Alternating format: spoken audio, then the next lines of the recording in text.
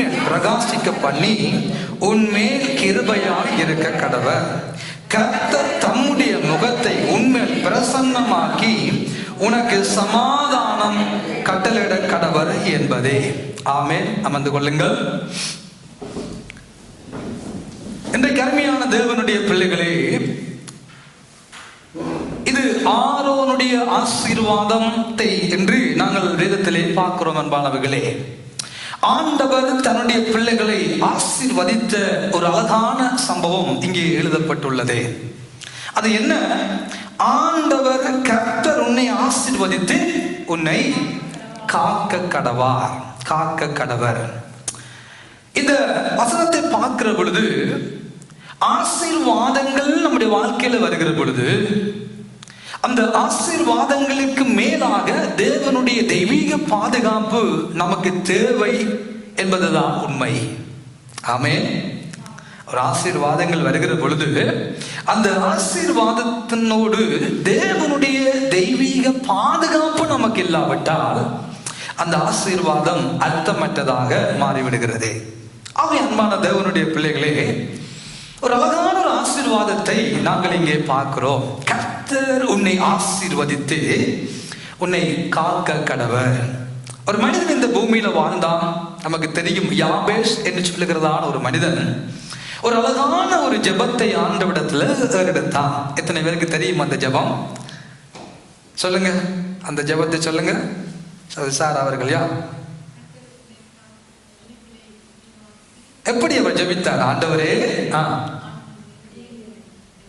என்ன ஆசீர்வதித்து என் எண்ணி பெரிதாக்கி, சத்தமா சத்தமா சாந்தி சொல்றீங்க, உமது கரம் என்னோடு இருந்து தீங்கு என்னை துன்பப்படுத்தாதபடிக்கு என்னை விலக்கி காத்து கொள்ளும். அழகான ஒரு ஆசீர்வாதமான ஒரு வேண்டுகோள், ஒரு விண்ணப்பம். அன்பானவர்களே, அந்த யாபேஸ் அறிந்திருந்தான். அவனுடைய வாழ்க்கையில பார்க்கிற பொழுது எல்லா சகோதரர்களுக்குள்ளும் கனம் இழந்தவனாய், அவனுடைய பெயரை, அவனுடைய அம்மா அவனை பெற்ற உடனே ஒரு பெயரை வைத்தார், யாபேஸ். யாபேஸ் என்றால் துக்கம், வேதனை, கண்ணீர் என்று சொல்லி குறிப்பிடப்படுகிறது. யாராவது பிள்ளைகளுக்கு அப்படிப்பட்ட பெயர்களை வைத்திருக்கிறோமா? இல்ல.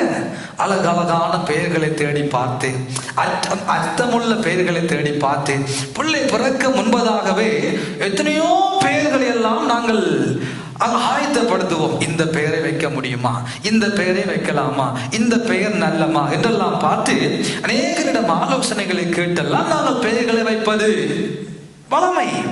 ஆனால் இந்த தாய் என்ன செய்கிறார்? அந்த தன்னுடைய பிள்ளைக்கு எப்படி பெயர் வச்சிருக்கிறார்? துக்கம். யோசிச்சு பாருங்க, ஒரு மனிதனை பார்த்து, அந்த பிள்ளையை பார்த்து, துக்கம் இங்க வா, துக்கம் சாப்பிடு, துக்கம் பாடு, துக்கம் வலுமண்டா, எவ்வளவு வேதனையா இருந்திருக்கும் அந்த பிள்ளைக்கு. யோசித்து பாருங்கள். ஆனால் அவன் ஒன்றை செய்தான். இஸ்ரவேலின் தேவனை நோக்கி அந்த மனிதன் அழகான ஒரு வேண்டுதலை ஏறெடுத்தான். ஆண்டவரே, எனக்கு என் குடும்பத்தில் ஒரு நல்ல மதிப்பில்லை, ஒரு கேவலமான ஒரு பெயரை எனக்கு வைத்திருக்கிறார்கள், ஆனா பரவாயில்லை, நான் உங்களை நோக்கி பார்க்கிறேன். ஆண்டவரே, நீங்க என்ன ஆசீர்வதிங்க. அந்த ஆசீர்வாதத்தோடு என் எல்லைகள் பெரிதாகட்டும். எல்லைகள் பெரிதாகிற பொழுது ஒருவேளை தீமைகள், தீங்குகள், நாசமோசங்கள், வேதனைகள் என் வாழ்க்கையில வந்து விடாதபடி உங்களுடைய பலத்த கரம் என்னோடு இருந்து தீங்கு என்னை துக்கப்படுத்தாதபடிக்கு என்னை விலக்கி காத்து கொள்ளும் என்று அவன் ஜெபித்த பொழுது வேதம் சொல்லுகிறது, ஆண்டவர் அவனுடைய மன்றாட்டை கேட்டு, அவனுடைய ஜெபத்தை கேட்டு ஆண்டவர் அவனை ஆசீர்வதித்தார், எல்லையை பெரிதாக்கினார். ஆண்டவருடைய கரம் அவனோடு இருந்தது. தீங்குகள் அவனை துக்கப்படுத்தாதபடிக்கு கர்த்தருடைய கரம் அவனோடு இருந்தபடியினால் வேதம் சொல்லுகிறது, யாபேஸ் தன்னுடைய சகோதரர்களுக்குள்ள கனமுள்ளவனாய் மாறினான் என்று வேதம் காண்பித்து கொடுக்கிறது. அன்பானவர்களே, அவன் தன்னுடைய குடும்பத்துக்குள்ள கனம் உள்ளவனாக, தன் சகோதரர்களுக்குள்ள கனம் உள்ளவனாக, தன்னை பெற்றவர்கள் ஐயோ ஒரு அவமானமாய் ஒரு பெயரை சூட்டியிருந்தாலும் அவனுடைய வாழ்க்கையை ஆசீர்வாதமான நிலைமைக்குள்ள கொண்டு போனவர் கர்த்தர். ஏனென்றால் அவன் நோக்கி பார்த்தது இந்த இஸ்ரவேலின் தேவனை. அவனுடைய பார்வை தன்னுடைய பெயரின் மேலேயோ, தனக்கு வருகிற அவமானங்களின் பேரையோ, தனக்கு சூட்டப்பட்டதான பெயரின் மேலேயோ வைக்காமல் அவன் பார்த்தது இஸ்ரவேலின் தேவனை நோக்கி. ஆகவே அந்த தேவன் அந்த யாபேசை ஆசீர்வதித்தார் என்று வேதம் நமக்கு சொல்லுகிறது. ஆனால் இங்கே வேதம் நமக்கு என்ன சொல்ல வருகிறது? நம்முடைய கடவுள் நம்மை ஆசீர்வதிக்க கூடிய ஒரு கடவுள். கர்த்தர் உங்களை ஆசீர்வதித்து உங்களை காக்க கடவர் என்று சொல்லி அந்த ஆசீர்வாதத்துக்குள்ளே இந்த அருமையான இந்த வார்த்தை ஆண்டவர் சொல்லி இருந்தாலும், அடுத்த வசனத்தில் நாங்கள் பார்க்கிறோம், கர்த்தர் தம்முடைய முகத்தை உன் மேல பிரகாசிக்க பண்ணி உன் மேல கிருபையாய் இருக்க கடவர். என்னவா? நம்மை ஆண்டவர் ஆசீர்வதித்தால் மாத்திரம் போதாது, நம்மை நம்முடைய தெய்வம் பாதுகாத்தால் மாத்திரம் போதாது, இந்த இம்மைக்குரிய ஆசீர்வாதங்களோடு மாத்திரம் இந்த உலகத்தில் நாங்கள் வாழ்ந்தால் போதாது. வேதம் சொல்லுகிறது, கர்த்தர் தன்னுடைய முகத்தை உண்மையில பிரகாசிக்க பண்ணி உண்மையில கிருபையா இருக்க கடவர். அருமையான தேவனுடைய பிள்ளைகளே, இந்த காலை வேளையில இந்த 12வது மாதத்திலே நானும் நீங்களும் நிற்பது என்றால், நாம் ஒரு நல்ல நாட்டில் வாழுகிறோம் என்பதற்காக அல்ல, நாம் நல்ல உணவுகளை சாப்பிடுகிறோம் என்பதால் அல்ல, நாம் நல்ல உடற்பயிற்சிகளை செய்கிறோம் என்பதால் அல்ல, தேவனுடைய கிருபையினால் இந்த காலை பொழுதுல அவருடைய சமூகத்துக்குள்ளே நாங்கள் உயிருள்ளவர்களாய் நிற்கிறோம்.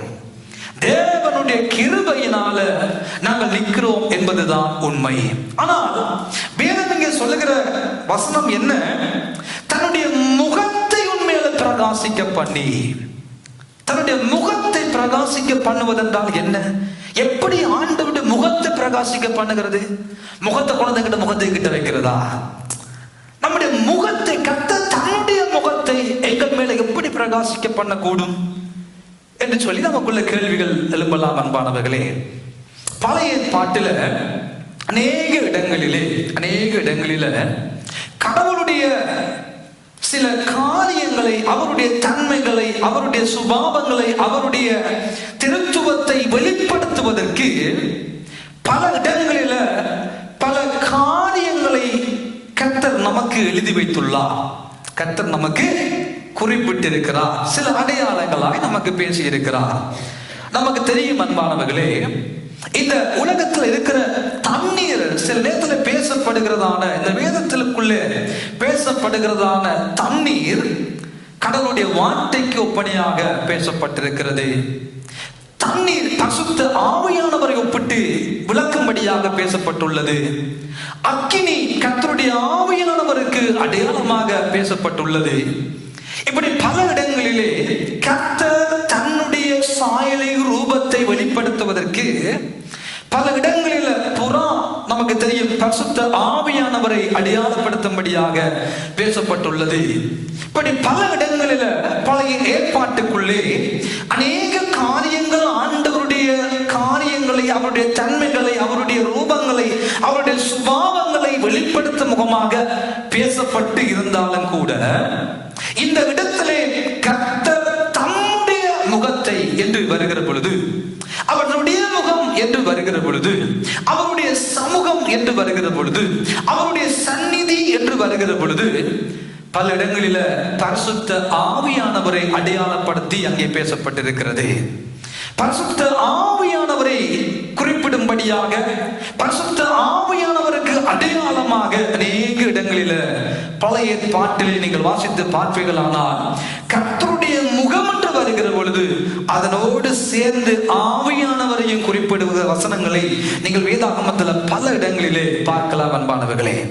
அதற்கு உதாரணமாக நீங்கள் வாசித்து பாருங்கள். 139வது சங்கீதம் 7வது வசனத்தை ஒருவர் வாசித்து பாருங்கள். 139வது சங்கீதம் 7வது வசனம். Psalms 139:7. 139:7 வாசித்து பாருங்கள். உம்முடைய ஆவிக்கு மறைவாக எங்கே போவேன்? உம்முடைய ஆவிக்கு மறைவாக நான் எங்க போவேன் ஆண்டவரே? உம்முடைய சமூகத்தை விட்டு நான் எங்க ஓடுவேன்? தொடர்ந்து வாசிங்க. நான் வானத்துக்கு ஏறினாலும் நீர் அங்கேயும் இருக்கிறீர். பாதாளத்துக்கு போய் படுக்க போட்டாலும் அங்கேயும் இருக்கிறீர். நான் விடிய காலத்து செட்டைகளை எடுத்து அடித்து கடியாந்திரங்களின் மேல் போய் தங்கினாலும் அங்கேயும் உமது கரம் என்னை நடத்துகிறது. எங்க போனாலும் ஆண்டவரே போதும் நன்றி.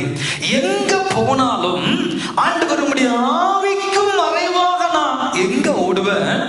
உம்முடைய சமூகத்தை விட்டு, உம்முடைய முகத்தை விட்டு, உம்முடைய பிரசன்னத்தை விட்டு, உம்முடைய அபிஷேகத்தை விட்டு, உம்முடைய கிருபையை விட்டு, உம்முடைய நடத்தலை விட்டு எங்க ஆண்டவரே நான் ஓடுவேன்? எங்க போனாலும் நீங்க இருக்கிறீங்க. அவருடைய omni present தன்மை, சர்வவியாபித்து இருக்கிறார் என்றதுடைய தன்மையை சங்கீதக்காரன் நீங்க கூப்பிடுகிற பொழுது, சொல்லுகிற பொழுது, உம்முடைய ஆவி என்று சொன்னதான பரிசுத்த வேதாகமம் உம்முடைய சமூகத்தை, உம்முடைய முகத்தை விட்டு நான் எங்க ஆண்டவரே போவேன்? நீங்க இல்லாத ஒரு இடமும் இல்லை. நான் மேல போனாலும் அங்க இருக்கிறீங்க, நான் கீழே போனாலும் அங்க இருக்கிறீங்க, நான் தண்ணிக்குள்ள போய் நட்டு சமுத்திரத்துல போய் இருந்தாலும் அங்கேயும் நீங்க என்ன இருக்கிறீங்க ஆண்டவரே. நான் எங்க ஆண்டவரே ஓடுவேன் என்று சங்கீதக்காரன் பாடுகிறார். நீங்கள் 51வது சங்கீதத்திலே 11வது வசனத்திற்கு வாசியுங்கள். 51வது சங்கீதம் 11வது வசனத்தை வாசியுங்கள். அங்கேயும் ஆண்டவர் இந்த முகத்தையும் கர்த்தருடைய ஆவியானவரையும் குறித்து ஒன்றன் பின் ஒன்றாக அடுக்கிக் கொண்டே போகிற வசனங்கள் அநேகம் உண்டு. வாசித்து பாருங்கள். உதாரணமாக இந்த வசனத்தையும் வாசித்து பாருங்கள். உமது சமூகத்தை விட்டு என்னை தள்ளாமலும், உமது சமூகத்தை விட்டு என்னை தள்ளாமலும், உமது பரிசுத்த ஆவியை என்னிடத்திலிருந்து உம்முடைய பரிசுத்த ஆவியை என்னிடத்திலிருந்து எடுத்துக்கொள்ளாமலும் இரும். பாருங்கள், ஆண்டவரை எதை எடுத்துக்கொண்டாலும் பரவாயில்லை, எதை என் வாழ்க்கையில தள்ளிவிட்டாலும் பரவாயில்லை, ஆண்டவரே உடைய சமூகத்தை மட்டும் தள்ளிடாதீங்க. உடைய சமூகத்தை விட்டு, உடைய பிரசன்னத்தை விட்டு, ஆவியானவர் தங்கி வாசம் பண்ணுகிற அந்த இடம் இருக்குது அல்லவோ, அந்த பிரசன்னம் இருக்குது அல்லவோ, அந்த உடைய முகம் இருக்கிறது அல்லவோ, அந்த உடைய அபிஷேகம் இருக்குது அல்லவோ, அதை விட்டு மட்டும் என்ன தள்ளி போடாதீங்க ஆண்டவரே. பாவம் செய்தவன் தான் சொல்லுகிறான் ஆண்டவரை பார்த்து, உம்முடைய ஆவிய எடுத்து போடாதீங்க, அந்த ஆவியானவரை எடுத்து போடாதீங்க, அந்த ஆவியானவர் இருக்கிற அந்த சமூகம் இருக்குது அல்லவோ, அதை மட்டும் எடுத்து போடாதீங்க. எசேக்கியேல் தீர்க்கதரிசி இதை சொல்லுகிற பொழுது 39வது அதிகாரம் 29வது வசனத்தை வாசித்து பாருங்கள். தீர்க்கதரிசியும் அதை குறித்து அங்கே தெளிவாக எழுதுகிறார். எசேக்கியேல் 39:29 வாசிக்க கேட்போம். சில வசனங்களை காண்பித்து தேவனுடைய முகம், தேவனுடைய சமூகம், தேவனுடைய சந்நிதி, தேவனுடைய பிரசன்னம் ஆகிய இவைகளை உங்களுக்கு காண்பித்து விட்டு மீதியான காரியங்களுக்குள்ள நாம் செல்ல விரும்புகிறேன். 39:29 வாசியுங்கள். எசேக்கியேல் 39:29. நான் இஸ்ரவேல் வம்சத்தார் மேல் என் ஆவியை ஊற்றினபடியினால் என் முகத்தை இனி அவர்களுக்கு மறைக்க மாட்டேன், என்னுடைய முகத்தை அவர்களுக்கு இனி மறைக்க மாட்டேன் என்று கர்த்தராகிய ஆண்டவர் சொல்லுகிறார். கர்த்தராகிய ஆண்டவர் சொல்லுகிறார், என்னுடைய ஆவியை அவர்கள் மேல நான் ஊற்றினபடியினால நான் அவர்களுக்கு என்னுடைய முகத்தை மறைக்க மாட்டேன். இப்ப விளங்குதா உங்களுக்கு? தேவனுடைய முகம், தேவனுடைய சமூகம், தேவனுடைய சந்நிதி என்று எங்கெல்லாம் பழைய பாட்டில் வருகிறதோ அந்த இடங்களில் எல்லாம் ஆவியானவர் வந்திருக்கிறார். அந்த இடங்களில் எல்லாம் ஆவியானவர் சம்பந்தப்படுகிறார். அப்படியானால் ஆண்டவரே கர்த்தர் தன்னுடைய முகத்தை உன் மேல பிரகாசிக்க பண்ணினார் என்ற காரியம் என்ன? கர்த்தர் தன்னுடைய ஆவியை, தன்னுடைய ஆவியானவரை உங்கள் மேல பிரகாசிக்க பண்ணி உங்கள் மேல கிருபையாய் இருக்க கடவர்.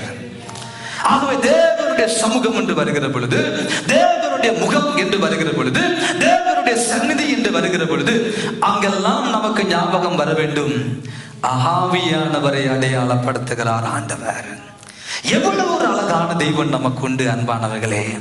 அவருடைய ஆசீர்வாதம் இந்த உலகத்துல இருந்தால் மாத்திரம் போதாது, அவருடைய பாதுகாப்பு நம்முடைய வாழ்க்கையில இருந்தால் மாத்திரம் போதாது, அவருடைய முகத்தை, அவருடைய சமூகத்தை, அவருடைய பிரசன்னத்தை, அவருடைய ஆவியானவரை நம் மேல அவர் பிரகாசிக்க பண்ணுகிற பொழுது அதுதான் எல்லாவற்றுக்கும் மேலாக மிக முக்கியத்துவம் வாய்ந்ததாக பரிசுத்த வேதாகமத்தில் ஆவியானவர் நமக்கு எழுதி வைத்துள்ளார். சில இடங்களில் நீங்கள் பார்க்கிற பொழுது கர்த்தர் தன்னுடைய விரலினால் எழுதி கொடுத்தார் என்று குறிப்பிடப்பட்டிருக்கிறதான அந்த 10 கட்டளைகளை குறித்து மேலும் சொல்லுகிற பொழுது நீங்கள் புதிய பாட்டுக்குள்ள வந்து வாசித்து பார்ப்பீர்களானால் 31வது அதிகாரம் யாத்ராகம புத்தகத்துக்குள்ள வாருங்கள். யாத்ராகமம் 31வது அதிகாரம் 18வது வசனத்தை வாசியுங்கள் 31 எக்ஸோடஸ் chapter 31:18. 31:11 வாசித்து பாருங்கள். அங்கே ஆண்டவர் நமக்கு ஒரு காரியத்தை சொல்லுகிறார். சீனாய் மலையில் அவர் மோசேயோடு பேசி முடித்த பின்பு தேவனுடைய விரலினால் எழுதப்பட்ட கற்பலைகள் ஆகிய சாட்சியின் 2 பலகைகளை அவனிடத்தில் கொடுத்தார். தேவனுடைய, நன்றாய் வாசியுங்கள் இந்த வசனத்தை, நன்றாய் கவனியுங்கள். தேவனுடைய, சொல்லுங்க, தேவனுடைய விரல், சொல்லுங்கள், தேவனுடைய விரல். இந்த தேவனுடைய விரலுக்கு லூக்கா புஸ்தகத்துக்குள்ளே வாருங்கள், லூக்காக்குள்ளே வாருங்கள். இந்த தேவனுடைய விரல் என்ற இந்த வசனத்துக்கு ஆவியானவரை அடையாளப்படுத்தி நிற்கிறது பரிசுத்த வேதாகமம். ஆகவே அங்கே வாருங்கள். லூக்கா 11:20 வாசியுங்கள். லூக்கா 11:20, மத்தேயு 12:28. இந்த 2 வசனங்களை வாசிக்கிற பொழுது ஆண்டவர் நமக்கு தெளிவாக அங்கே சில காரியங்களை கற்றுக் கொடுக்கிறார். வாசியுங்கள். லூக்கா 11:20. நாம் தேவனுடைய விரலினாலே பிசாசுகளை துரத்தினபடியினால் தேவனுடைய ராஜ்யம் உங்களுக்குள்ள கடந்து வந்திருக்கிறது. அங்கே பார்க்கிறோம், தேவனுடைய விரலினால் நியாயப்பிரமாணம், தேவனுடைய கட்டளைகள் எழுதப்படுகிறது. இங்கே இயேசு சொல்லுகிறார் லூக்கா 11:20, நாம் தேவனுடைய விரலினால, சொல்லுங்க, பிசாசுகளை துரத்தினபடினால் தேவ ராஜ்யம் உங்களுக்குள்ள கடந்து வந்திருக்கிறது. இப்ப மத்தேயு வாசிங்க, மத்தேயு 12:28 வாசிங்க. 12:28. சில வசனங்களை நாங்கள் மிக தெளிவாக வாசிக்கிற பொழுது நமக்குள்ள தெளிவு உண்டாகிறது. வாசிங்கள். 12:28. நாம் தேவனுடைய ஆவியினால பிசாசுகளை துரத்துகிறபடினால் தேவ ராஜ்யம் உங்களுக்குள்ள வந்திருக்கிறது. புரிகிறதா? தேவனுடைய விரல் எதற்கு அடையாளப்படுத்தி நிற்கிறது? எதை அடையாளப்படுத்துகிறது? ஆவியானவரை. இயேசு நமக்கு தெளிவாக கற்றுக் கொடுக்கிறார். ஆகவே நியாய பிரமாணங்கள், தேவனுடைய வார்த்தை, தேவனுடைய 10 கட்டளை எதனால் எழுதப்பட்டது? ஆவியானவரால். அதுவே போதும். கருமையான தேவனுடைய பிள்ளைகளே, தேவனுடைய விரலினால் எழுதப்பட்டிருக்கிறது. தேவனுடைய விரலினால் இயேசு கிறிஸ்து பிசாசுகளை துரத்தினபடியினால் தேவ ராஜ்யம் கடந்து வந்திருக்கிறது. மத்தேயு 12:28 சொன்னார், தேவனுடைய ஆவியினால பிசாசுகளை துரத்தினபடியினால் தேவ ராஜ்யம் உங்களுக்குள்ள வந்திருக்கிறது. அப்படியானால் அருமையான தேவனுடைய பிள்ளைகளே, தேவனுடைய முகம் என்பதை எதனை அடையாளப்படுத்துகிறது? ஆவியானவரை. தேவனுடைய விரல் எதனை அடையாளப்படுத்துகிறது? ஆவியானவரை. அப்படியானால் ஆண்டவர் தன்னுடைய முகத்தை உண்மையிலே பிரகாசிக்க பண்ணி உண்மையிலே கிருபையா இருக்க கடவர் என்பது எதனை வெளிப்படுத்துகிறது? தேவன் தன்னுடைய ஆவியை, ஆவியானவரை உண்மையிலே பிரகாசிக்க பண்ணி உண்மையிலே கிருபையாய் இருக்க கடவர். எவ்வளவு ஒரு அழகான வார்த்தை, எவ்வளவு அழகான வார்த்தை ஆண்டவர் நமக்கு எழுதி வைத்துள்ளார். வேத வாக்கியம் எல்லாம் தேவனுடைய ஆவியினால் அருளப்பட்டிருக்கிறது. தேவனுடைய மனுஷன் தேறினவனாகவும் எந்த நல்ல கிரியம் செய்ய தகுதியுள்ளவனாய் இருக்கும்படிக்கு அவனுக்கு உபதேசிக்கிறது, அவனுக்கு படிப்பிக்கிறது, நீதியை படிப்பிக்கிறது, கடிந்து கொள்ளுகிறது. இப்படிப்பட்ட காரியங்களை ஏன் தேவனுடைய வார்த்தை நமக்கு செய்கிறது என்றால், ஒவ்வொரு மனிதனையும் சம்பூரணமான நிலைமைக்குள்ள கொண்டு போகும்படியாகவே கர்த்தருடைய ஆவியானவர் இந்த அழகான கர்த்தருடைய வார்த்தையை எழுதி நமக்கு கொடுத்திருக்கிறார். எவ்வளவு அழகான ஒரு காரியம்! தேவனுடைய விரலினால், தேவனுடைய ஆவியானவரால், கர்த்தருடைய ஆவியானவரால் அருளப்பட்டு எழுதப்பட்டதான தேவனுடைய வார்த்தைகள் எவ்வளவு வல்லமை உள்ளதா இருக்கு என்று யோசித்து பாருங்கள் அன்பானவர்களே, யோசித்து பாருங்கள். தேவனுடைய பிள்ளைகளாகிய நமக்கு ஆண்டவர் சொல்லுகிறார், எங்கள் மேல அவருடைய முகம் பிரகாசிக்க வேண்டும், எங்கள் மேல அவருடைய முகம் பிரகாசிக்க வேண்டும். அத்தோடு கிருபையாய் இருக்க கடவர். கிருபையும் நமக்கு தேவை. இந்த உலகத்தில் ஆண்டவராகிய இயேசு கிறிஸ்து இந்த உலகத்தில் வருவதற்கு, அவர் மரியாதை தெரிந்து கொண்டதற்கு வேதம் சொல்லுகிறது. லூக்கா 1:28 வசனமா இருக்க வேண்டும். வாசித்து பாருங்கள். லூக்கா 1:28 வசனத்தை ஒருக்கா வாசித்து பாருங்கள். வேதம் சொல்லுகிறது, மரியாளுடைய பார்வையில, ஆண்டவருடைய பார்வையில மரியாளுக்கு தேவதூதன் சொன்னதான முதலாவது வார்த்தை என்ன? கிருபையை பெற்றவளே வாழ்க, கர்த்தர் உன்னுடனே இருக்கிறார். கர்த்தர் உன்னோடு இருக்கிறார்.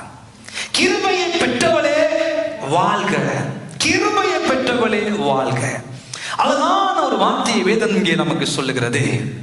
ஆண்டவராகிய இயேசு கிறிஸ்து கிருபையினாலும் சத்தியத்தினாலும் நிறைந்தவராய் நமக்குள்ள வாசம் பண்ணுகிறவராய் மாம்சத்தில் வெளிப்பட்டார் என்பது உண்மைதான். அந்த கிருபையானவர் மரியாளுடைய வயிற்றுக்குள்ள வருவதற்கு மரியாள் ஒரு கிருபையை பெற்றிருந்தார். மரியாள் கிருபையை பெற்றிருந்தபடியினால் கிருபையினாலும் சத்தியத்தினாலும் நிறைந்தவர் மரியாளுக்குள்ள வருவதற்கு முன்பதாகவே அந்த மரியாள் கிருபையை பெற்றாள் என்பதுதான் உண்மை. எனக்கு அன்பானவர்களே, அப்படியானால் இந்த உலகத்துல தேவன் தன்னுடைய முகத்தை நம் மேல பிரகாசிக்க பண்ண வேண்டுமானால் கர்த்தருடைய ஆவியானுடைய பிரசன்னம், கர்த்தருடைய ஆவியானுடைய சமூகம், கர்த்தருடைய ஆவியான நடத்துதலை தேவனுடைய பிள்ளைகளாகிய நாம் அனைவரும் பெற்றுக்கொள்ள வேண்டுமானால் நமக்கு கிருபை என்பது மிக மிக மிக முக்கியமானதா இருக்கிறது. கிருபை என்பது மிகவும் மிகவும் மிகவும் முக்கியமானதா இருக்கிறது. கிருபை எங்கே இருக்கிறதோ அங்கே கர்த்தர் இருக்கிறார். கிருபை எங்கே இருக்கிறதோ அங்கே கர்த்தருடைய ஆவியானவரும் இருக்கிறார் என்பதுதான் உண்மை. ஆகவேதான் எனக்கு அன்பான தேவனுடைய பிள்ளைகளே, ஆதியாகமம் 6வது அதிகாரம் 8வது வசனத்தை நீங்கள் வாசித்து பார்ப்பீர்களானால், நோவாவுக்கோ கர்த்தருடைய கண்களில கிருபை கிடைத்தது. நோவாவுக்கோ கர்த்தருடைய முகத்துல கிருபை கிடைத்தது.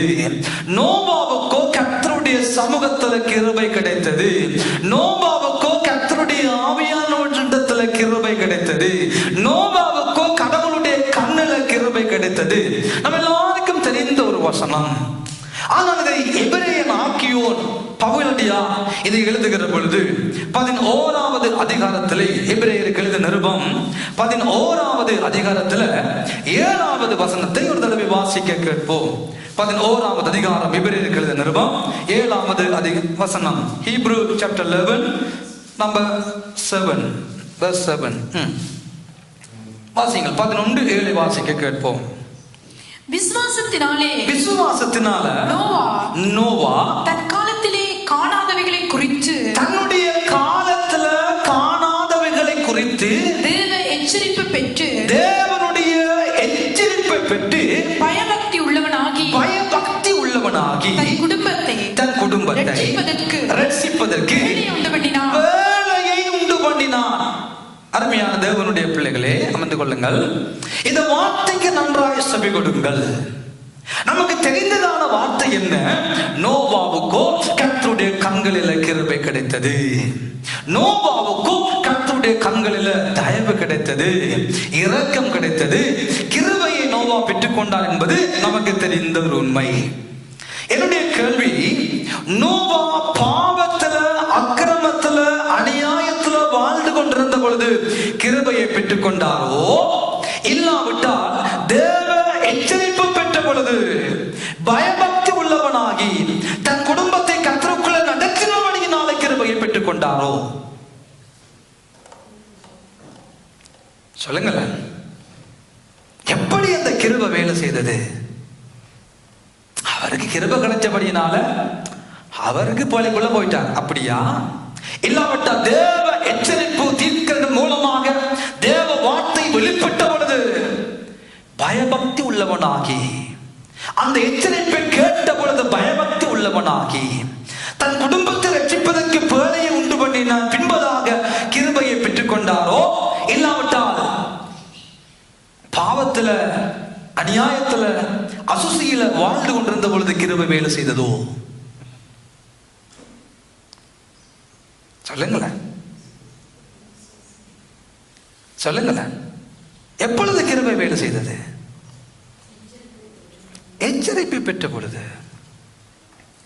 எச்சரிப்பை பெற்ற பொழுது தேவன் அழிக்க போகிறார், தேவனுடைய கோப ஆக்கினை வெளிப்பட போகிறது, தேவனுடைய காரியங்கள் நடைபெற போகிறது, தேவன் இந்த ஜனத்தை உண்டாக்கினபடினால் அவர் மனஸ்தாபப்பட்டு எல்லாரையும் அழிக்க போகிறார், மனம் திரும்புங்கள் என்ற செய்தி கடந்து வந்த பொழுது, ஆண்டவருடைய கோப ஆக்கினை நிறைவேற போகிறது, வெள்ளத்தினால் ஆண்டவர் அழிக்க போகிறார் என்ற செய்தி கடந்து வந்த பொழுது, அவன் அந்த எச்சரிப்பை பெற்ற பொழுது, அழகாக வேதத்தில் ஆண்டவர் எழுதுகிறார், தேவன் எச்சரித்த பொழுது.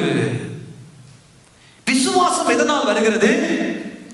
கேள்வியினால் வருகிறது. அந்த எச்சரிப்பை கேட்ட பொழுது, ஐயோ ஆண்டவர் அழிக்க போகிறார், ஆண்டவர் அழிக்க போகிறார், ஆண்டவர் அழிக்க போகிறார், இதுவரைக்கும் இந்த உலகத்தில் நடக்காத காரியம் நடக்க போகிறது.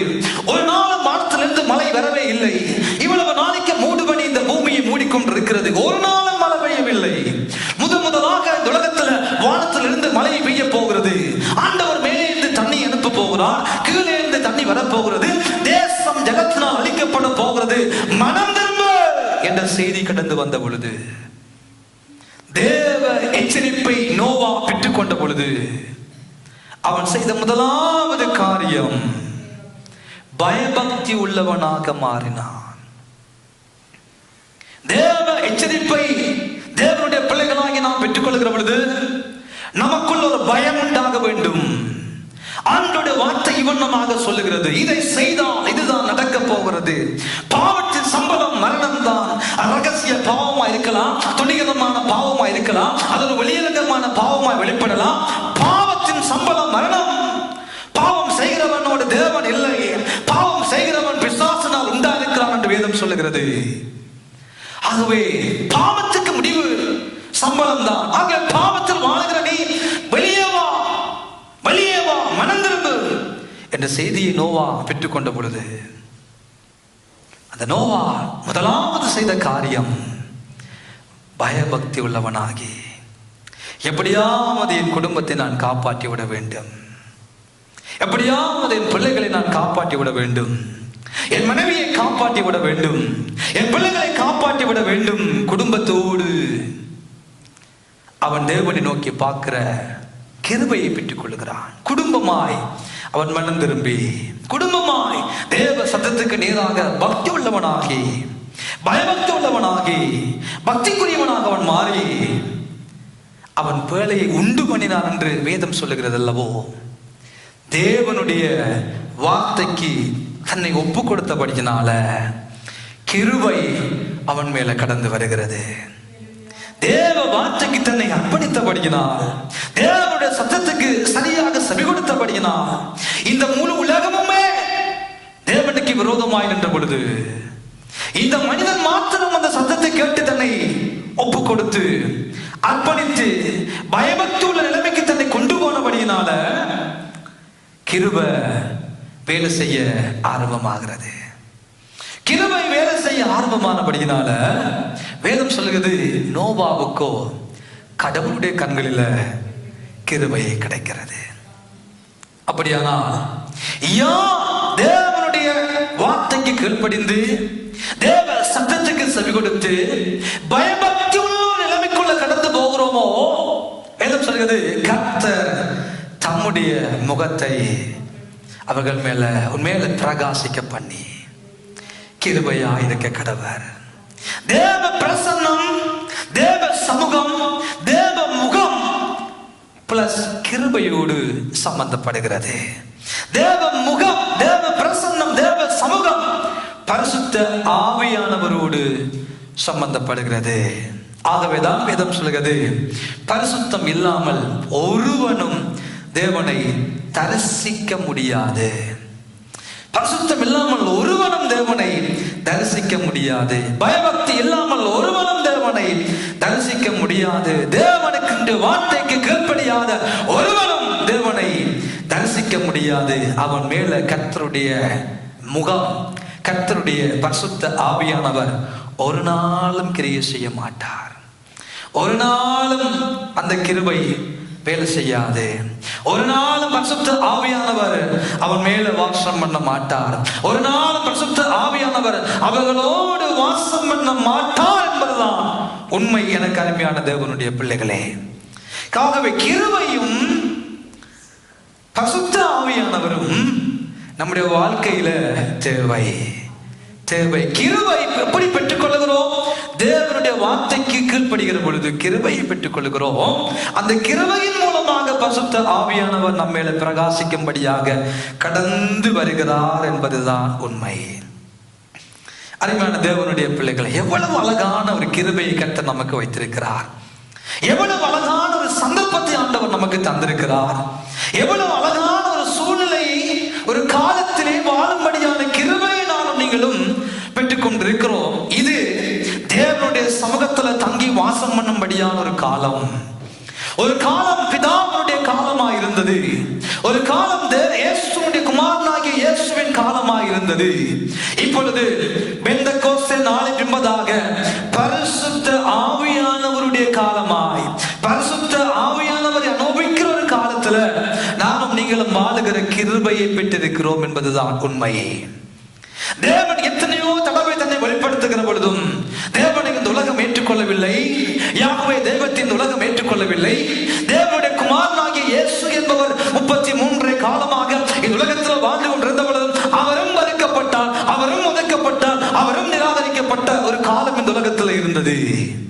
ஆனால் பெந்தெகோஸ்தே நாளின் பின்பதாக தேவனுடைய முகத்தின் காலம், தேவனுடைய சமூகத்தின் காலம், தேவனுடைய பிரசன்னத்தின் காலம், தேவனுடைய ஆவியானவர் நமக்குள்ள தங்கி வாசம் பண்ணிக்கிறதான ஒரு கிருபையான காலத்துல நானும் நீங்களும் வாழ்ந்து கொண்டிருக்கிறோம் என்பதுதான் உண்மை எனக்கு அன்பானவர்களே. ஆனால் அந்த கிருபையின் மூலமாக அந்த ஆவியானவரை அனுபவத்தை, அவருடைய பிரசன்னத்தை, அவருடைய சமூகத்தை, அவருடைய சந்நிதியை வாஞ்சிக்கிறதுல நாங்கள் அநேக தடவைகளில் குறைந்து போகிறது நம்முடைய வாழ்க்கை. ரசிக்கப்பட்ட ஆரம்ப நாட்களில் நம்முடைய வாழ்க்கையில பல மணி நேரங்கள் எங்களை அறியாமல் அந்நிய வார்த்தைகள் நாம் ஜெபம் பண்ணுவோம், தேவ பிரசன்னத்துல இருப்போம். தேவனை துதிக்கிற நேரங்களே நமக்கு தெரியாது எவ்வளவு மணி நேரங்கள் தேவனோடு சஞ்சரிப்போம், எவ்வளவு மணி நேரங்கள் ஜெப வாழ்க்கை, எவ்வளவு மணி நேரங்கள் உபவாசம், எவ்வளவு மணி நேரங்கள் தேவனுடைய பிரசன்னத்தில் வாழ்ந்து கொண்டிருக்கிற அனுபவத்தை நாம் ஆரம்ப நாட்களில் பெற்றிருந்தவர்கள் அநேகர் இந்த இடத்திலும் உண்டு. ஆனால் காலம் செல்ல செல்ல செல்ல ஏதோ நம்முடைய சூழ்நிலைகளும் நம்முடைய நிலைமைகளும் நம்மை மாற்றி அமைத்து விட்டு நாம் விரும்பியதை மாத்திரம் ஏதோ ஜெபிக்கிறோம் என்ற கடமைக்காக, உபவாசிக்கிறோம் என்ற கடமைக்காக, தேவனை தேடுகிறோம் என்ற கடமைக்காக மாத்திரம் நேரங்களை ஒதுக்கினவர்களாய் நம்முடைய வாழ்க்கையிலே அநேக நிமிடங்கள் நம்முடைய காரியங்களை செய்துவிட்டு ஓடி போகிற ஒரு அவல நிலை எல்லா ஆவிக்குரிய குடும்பங்களுக்குள்ளும் நடந்து கொண்டுதான் இருக்கிறது. அந்த தேவ பிரசன்னத்தை அனுபவிக்க முடியாதபடி, அந்த தேவ தம்முடைய முகத்தை நம் மேல பிரகாசிக்க பண்ண முடியாதபடி அநேக வேலை பழுக்களோடு நம்முடைய குடும்ப சூழ்நிலைகளா இருக்கட்டும், தனிப்பட்ட வாழ்க்கையில் இருக்கிற அழுத்தங்களா இருக்கட்டும், சமூகத்தால் வருகிற நெருக்கங்களா இருக்கட்டும், அந்த தேவ சமூகத்தை, தேவ முகத்தை நம் மேல பிரகாசிக்க பண்ண முடியாதபடிக்கு அநேக சூழ்நிலைகள் வந்துதான் போகிறது. எனக்கு அன்பானவர்களே, ஆண்டவருடைய சமூகத்தில் மனிதன் வாழும்படியாக அழைக்கப்பட்டான். ஆண்டவருடைய சமூகத்தில், அவருடைய முகத்தில், அவருடைய பிரசன்னத்தில் இந்த உலகத்தில் மனிதன் வாழும்படியாகவே அழைக்கப்பட்டான், ஏற்படுத்தப்பட்டான், உருவாக்கப்பட்டான் என்பதுதான் உண்மை. ஆனால் ஆதியாகமம் 3வது அதிகாரம் 8வது வசனத்தை நீங்கள் வாசித்து பார்ப்பீர்களானால் இந்த சாத்தான் என்ன செய்கிறான்? தேவ சந்நிதியில, தேவ முகத்துல, தேவ சமூகத்துல, தேவ பிரசன்னத்துல தேவனால் படைக்கப்பட்ட மானிட வர்க்கம் வாழ்ந்து கொண்டிருக்கிறது மேல் பொறாமைப்பட்டவன். அவன் செய்த ஒரே ஒரு காரியம், தேவ சந்நிதியிலிருந்து அந்த மானிட வர்க்கத்தை விலக்கும்படியான காரியத்தை துரிதமாய் இந்த உலகத்துல செய்தான். நீங்கள் வாசித்து பாருங்கள் 3ஆம் அதிகாரம் ஆதியாகமம் 8வது வசனத்தை வாசித்து பாருங்கள். 3ஆம் அதிகாரம் 8ஆம் வசனத்தை வாசித்து பாருங்கள். பகலில் குளிர்ச்சியான வேளையிலே, பகலில் குளிர்ச்சியான வேளைகளில தோட்டத்தில் உலாவுகிற தேவனுடைய சத்தத்தை அவர்கள் கேட்டார்கள். அப்பொழுது ஆதாமும் அவன் மனைவியும் தேவனாகிய கர்த்தருடைய சந்நிதிக்கு விலகி, தேவனாகிய கடவுளுடைய அந்த முகத்துக்கு, அந்த பிரசன்னத்துக்கு, அவருடைய சந்நிதிக்கு விலகி தோட்டத்தின் விருட்சங்களுக்குள்ளே ஒளிந்து கொண்டான். அம்மா, இந்த உலகத்துல பாவம் வந்த பொழுது, இந்த உலகத்துல கீழ்ப்படியாமை வந்த பொழுது, தேவனுடைய வார்த்தைக்கு எதிராக மாணவர்க்கம் செயல்பட்ட பொழுது தேவ சந்நிதிக்கு விலகி விட்டார்கள், தேவனுடைய முகத்துக்கு விலகி விட்டார்கள், தேவ பிரசன்னத்திலிருந்து விலக்கப்பட்டு விட்டார்கள். பரிசுத்த ஆவியானவரிடத்திலிருந்து இந்த மானிட வர்க்கத்தை சத்துரு, சாத்தான், பிசாசு பிரித்து விட்டான். பிரித்து விட்டான். அவருடைய முதலாவது நோக்கம் அதுவாகத்தான் இருந்தது. எப்படி பிரிக்க முடியும்? எப்படி இந்த பிரசனத்தை விட்டு வெளியே கொண்டு போக கூடும்? எப்படி பரிசுத்த ஆவியானவர் இடமிருந்து இவனை பிரித்து விட வேண்டும் மாணவர்க்கத்தை என்று யோசித்தவன் டைரக்டா காரியங்களை செய்யாம இன்டிரெக்டா கொண்டு வந்து ஒரு பழத்தை காண்பித்து அதை சாப்பிட வைத்து கடவுளுடைய வார்த்தைக்கு எதிராக இந்த மாணவர்க்கத்தை எழுப்பி செயல்பட வைத்து தேவ பிரசனத்தை விட்டே ஓட வைத்து விட்டான். தேவ சன்னதியை விட்டே விலக்கி விட்டான். எனக்கு அன்பான தேவனுடைய பிள்ளைகளே, இதைத்தான் இன்றைய கால சம கிறிஸ்தவத்துக்குள்ளும் சத்துருவானவன் துரிதமாக செய்து கொண்டே இருக்கிறான். பல ஆவிக்குரிய குடும்பங்களையும் விட்டுவிடவில்லை, பல ஊழியர்களையும் விட்டுவிடவில்லை, ஊழியக்கார குடும்பங்களையும் விட்டுவிடவில்லை. அவன் என்ன செய்கிறான்? தேவ சந்நிதியில் இருந்து ஏதேனுக்குள்ளதான் வாழ்ந்து கொண்டிருக்கிறார்கள். நன்றாய் கவனியுங்கள். ஏதேன் தோட்டத்துக்குள்ளதான் வாழ்ந்து கொண்டிருக்கிறார்கள். சபைக்கு உள்ளதான் வாழ்ந்து கொண்டிருக்கிறார்கள். தேவனுடைய சபைக்கு உள்ளதான் இருக்கிறார்கள். பார்வைக்கு கிறிஸ்தவர்களாகத்தான் இருக்கிறார்கள். பார்வைக்கு விசுவாசிகளாகத்தான் இருக்கிறார்கள். பார்வைக்கு எல்லாமே அவருடைய பிள்ளைகளை போலதான் இருக்கிறார்கள். ஆனாலும் தேவ சந்நிதிகளே இல்லை, பரிசுத்த ஆவியானவரோட வாழ்க்கை இல்லை, தேவ சமூகத்துல இல்ல. எப்படி செய்கிறான்? பாவத்தை செய்ய பண்ணி, தேவ வார்த்தைக்கு விரோதமாயவர்களை எழுப்பி, தேவ வார்த்தைக்கு கீழ்ப்படியாத சுபாவத்தை உண்டு பண்ணி, தேவ வார்த்தைக்கு செவி கொடுக்காதபடி, தேவ வார்த்தைக்கு கீழ்ப்படியாதபடி தேவனுக்கு விரோதமாய் மானவர்க்கத்தை எழுப்புகிற பொழுது அவர்கள் கிருபையை இழந்து போகிறார்கள். அதே நேரத்தில் தேவ சமூகத்தை இழந்து போகிறார்கள். தேவ சந்நிதியை இழந்து போகிறார்கள். தேவ பிரசன்னத்தை இழந்து போகிறார்கள். ஏன்? தேவனுடைய ஆவியானவரையும் இழந்து போகிறார்கள்.